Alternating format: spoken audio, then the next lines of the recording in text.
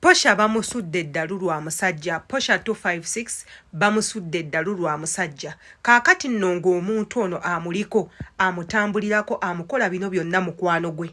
Ffenna tukijjukire nti Posha yalina mukwano gwe ayitibwa Claire. Era nga babadde ba mikwano nnyo. Naye nga takimanyi nti oyo bulijjo gw'ayita mukwano gwe ye mulabe we asinga. Bannange muwulirize bulungi. Posha omuntu amuliko amuloga amutambulira mukwano gwe. Mukwano gwe infanfe gwaludde naye. Gwe balunza naye gwe bakubye naye ebiyenje gwe bakubye naye emmese ku byalo. Yabaddenga mukwano gwe. Mukwano gwe amanyi ekimuluma ekimunyiiza, amanyi akatulututu akamumeze ku bbina, akamumeze ku bitundu by'ekyama, yamanyi Posha yakyamawa, yatereerawa, Posha baani abamwagala, baani abatamwagala, musajja kigwayagala, musajja kigwakuula, biki byayagala na biki byatayagala. Yono n'abadde mukwano gwe gwanyumiza byonna ebibye ebyamabye.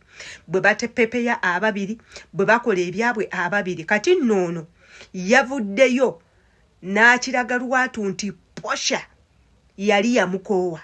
Era nga tamwagalira ddala, era nga ku ekyo asobola okukola buli kimu okulaba nti amulumyanga kw'otadde n'eddogo. Kati ekyenjawulo ekiriwo kye tugenda okwogerako abawala mwenna mumanyi nga tetunnaba kukyasanguza subscribinga ku YouTube channel yaffe eno. Tuteekayo videos nnyingi nnyo ze tutayagala osubwe nga tolina okukola kiri kimu kwe ku subscribinga n'okwata kade nga buli video yonna yonna gye nteekayo ekutuukako bulungi nnyo. Commentinga tumanye endowooza yo ku butambi nga bwe buti bwe tuba tuteekayo. Ebiseera ebisinga obutambi bwe tukola bubeera bw'amakulu ng'obwetaaga ky'ova olaba tetwagala obeere ng'obuyitako. Ku channel yaffe eno twesomesa, twewabula, tukola emikwano. Ky'ova olaba tubayita ne tubagamba mujje. Mmwe mwenna abatijjukana n'emikwano abaana abawala, I don't know why. Abaana abawala tubeera nnyo n'emikwano ng'emikwano egyo tegitwagala, tegitwagaliza, babeerawo nga batukeneka bukenesi naye olw'okuba babaako ne bye batwagalako abantu abo ne tubasembeza ne baba bantu baffe. Naye ate nga bo baba tebatwagala nga buli kye tukola kyonna kibanyiiza, buli katono konna koofuna banyiiga. Bwakulaba nga oli musanyufu kimuluma nnyo, naye gwe bambi olw'okuba oli wa mutima mwangu oyagala nnyo omuntu oyo weeyongera kumwebikulira, oyongera kumwagala, oyongera kumusembeza, kumbi osembeza omusota. Yoyo nno Posha ne mukwano gwe Claire.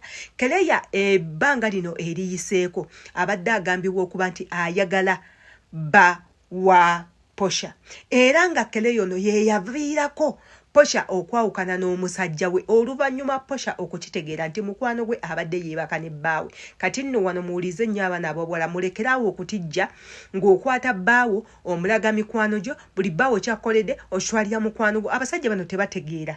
Abasajja bano bantu babi tebatwagala, abasajja baagala tukozesa bukozesa. Kati wobanga gwe atijja ne weemalamu mukwano gw'omulaze ewammwe, omutute wa taatawo, omutuyingiza eno, omukoze bino, omukoze buli, agenda kucyankalanya n'abantu bo. Beerako ne wookoma n'egyo gy'oyita mikwano gyo.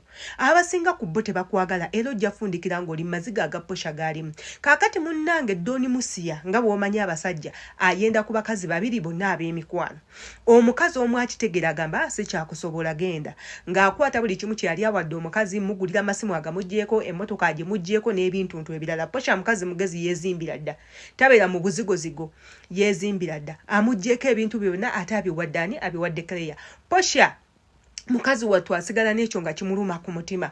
Munnaaye Claire yavuddeyo n'anyumizaako Doni Musiya nti Posha agenda muloga. Doni Musiya n'agenda ate n'abigamba Posha nti munnange oli eno Claire bulijjo yeeteekerateekera kuloga. Kati Posha avuddeyo n'ateeka ku mitimbagano gye n'abuuza bannange abaagala okunsuula eddalu, abaagala okundoga mutuuseewa ng'ebintu byammwe tebinkwata.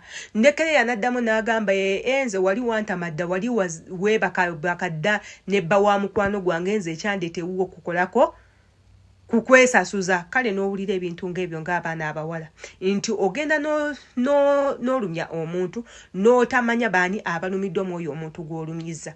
Tetukiwa era nze sikiwagira era nze sigera kikaatiriza nnyo nti oba Posha yali yeebaseko ne bba wa mukwano gwe wabula nga kyemmanyi mmwe abaana abawala mulekerawo okwesiga nnyo emikwano gyammwe emiwala mugenda beera disappointed. Emikwano emiwala mibi, emikwano emiwala mizibu, emikwano emiwala tegyagaliza, emikwano emiwala girina enkwe, emikwano emiwala girina obujja. Kati byonna bikole ng'omanyi nti munnange woli tewali seefu. Yanze Sheila Adita gw'olowooza Posha alina kukola atya mwene embeera? Katwesange mu comment section.